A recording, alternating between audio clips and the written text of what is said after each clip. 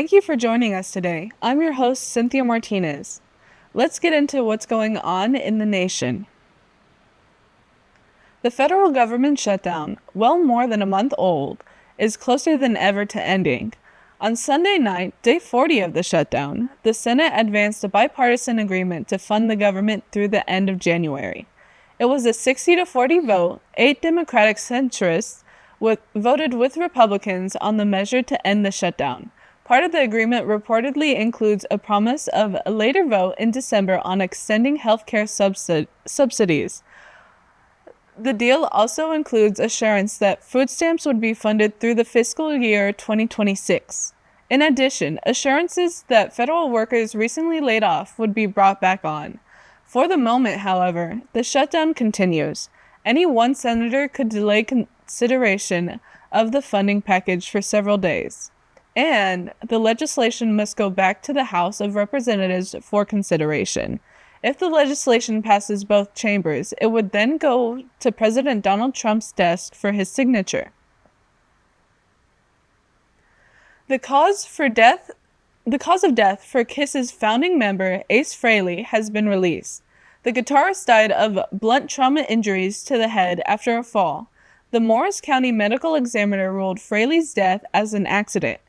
Frehley had suffered a fall weeks before his death on October 16th. In late September, he called the fall minor, but did cancel a performance set for the next day. In early October, Frehley canceled his remaining tour dates for the year due to what he called ongoing medical issues. Frehley co-founded Kiss in 1973 and left 9 years later. Former bandmates Paul Stanley, Gene Simmons, and Peter Criss attended a memorial for him in New York City. Frehley was 74 years old.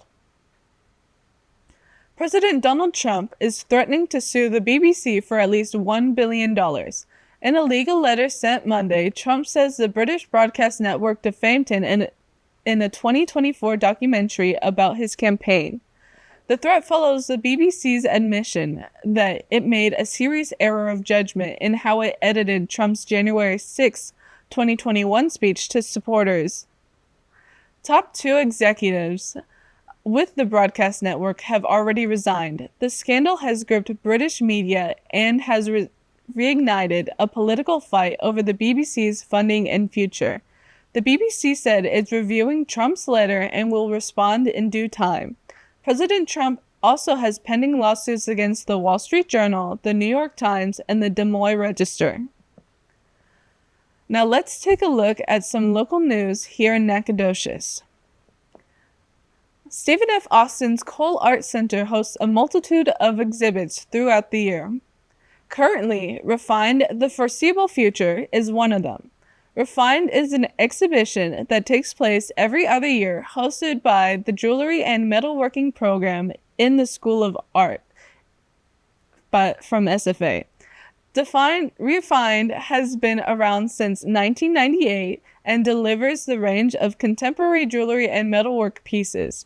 This year's showing has been open since October 14th, where the Juror Associate Professor in the Department of Craft and Material Studies at Virginia Commonwealth University, Susie Ganch, announced the winners.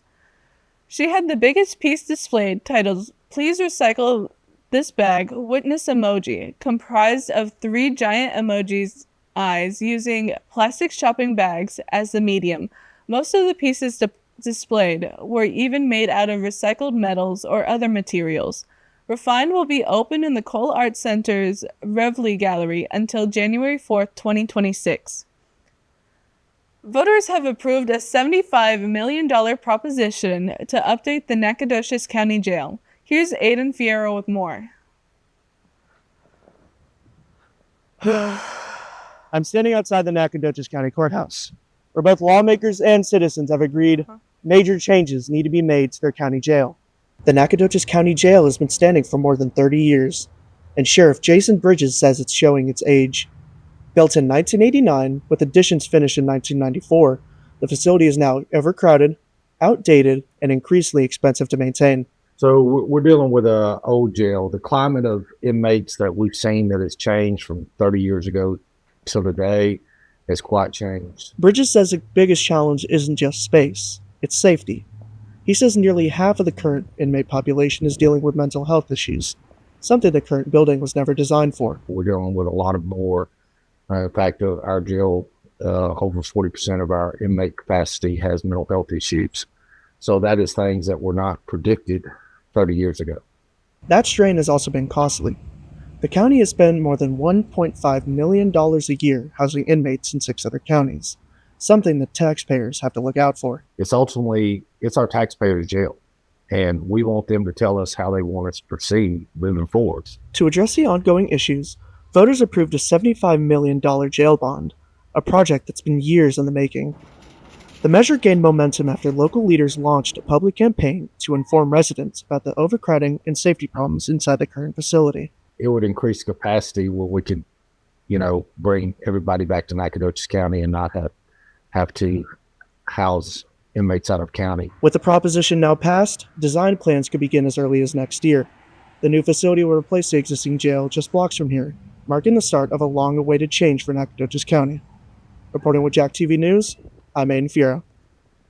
For more information, visit keepnacsafe.org. The city of Nacogdoches is preparing to take flight. The A.L. Mangum Junior Regional Airport is readying to get through a major runway rehab. A $6 million makeover will begin in May 2026, focusing on the 25-year-old runway, and plan to add many facilities based on a 20-year plan. Airport manager Colin Smith says the Nacogdoches Regional Airport is excited that its airport layout plan project is almost complete.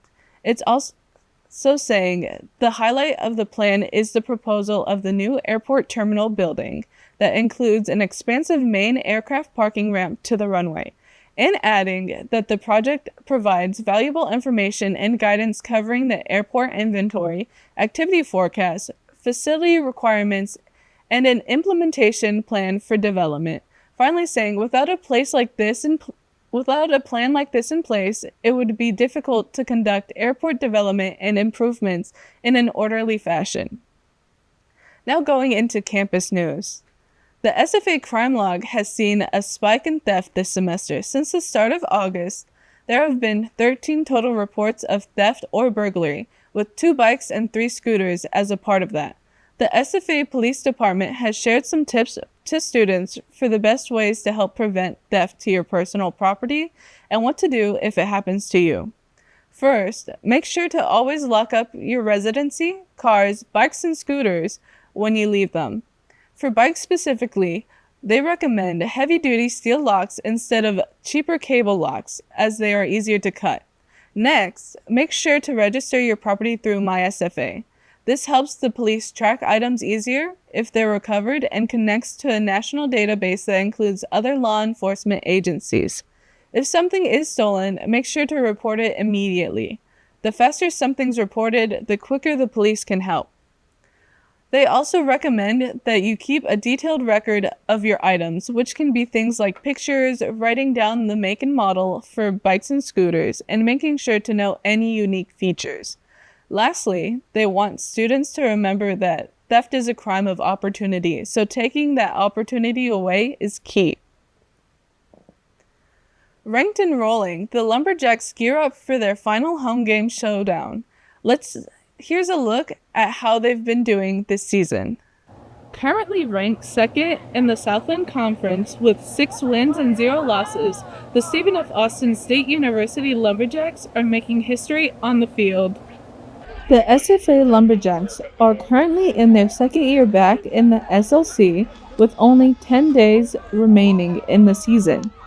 All a win on Saturday means is we get to play another week together, because we play the following Thursday. We got a special group. They love playing for each other. And so, that's the biggest motivational factor, I think, for Saturday is just you get to go out and earn some free football. And there's 90% of the programs in the country aren't playing for that anymore. And so both these teams are. Lamar, they're punching their ticket for the playoffs with a win Saturday. So there's a lot on the line. And, like I say, it's one of the bigger games that's been played here in a long, long time. But for us, it's the next one. And we've been going at it week to week. We played for our conference championship way back in September against McNeese and handled business there, and then the following week at UIW. And so the guys have kind of gotten in a pretty good routine. The winner gets to go to the Southland Conference playoffs and fight for the SLC title and advance to the national playoffs. We need more help. We need more support. We need support Saturday at 4 o'clock. Reporting for SFA TV2, I'm Cynthia Martinez. Show out and support the Lumberjacks in their final home game at 4 p.m. Saturday, November 15th at the Homer Bryce Stadium. This year, SFA's Department of Earth Sciences and Geologic Resources hosted their annual Earth Science Day event with the largest turnout they've seen so far.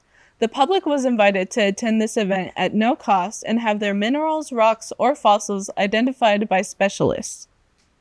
Because people don't realize just how much earth sciences affects their life, really in just about every way that you can think of, it's impacting your life. So. Annual Earth Science Celebration is designed to increase awareness and help the community gain a better understanding of the planet we call home. The influence of geosciences spans across science, technology, engineering, and mathematic disciplines, as well as humanities, according to Dr. Leanne Stevens, Associate Professor of Earth Sciences and Geologic Resources. Beyond assessing resources and planning for natural disasters, Earth scientists are working to protect our planet and environment. Now here's a sweet story. One of the most beloved TV shows for generations of children and parents alike is celebrating its birthday on Monday. Sesame Street turns 56. The public television show was the brainchild of Joan Cooney. She was a former documentary producer for the PBS. Cooney wanted to create a show for preschoolers that was both entertaining and educational. She also wanted to help underprivileged 3 to 5-year-olds get ready for kindergarten. Cooney hired Muppets creator Jim Henson to create a cast of characters for the show. Some of those iconic figures such as Big Bird, Cookie Monster, and Bert and Ernie are still popular today. It is estimated that some 80 million Americans have watched Sesame Street since its debut in 1969. That's all for now on JackTV News. Keeping you informed and connected, I'm Cynthia Martinez. Thanks for watching. Axum.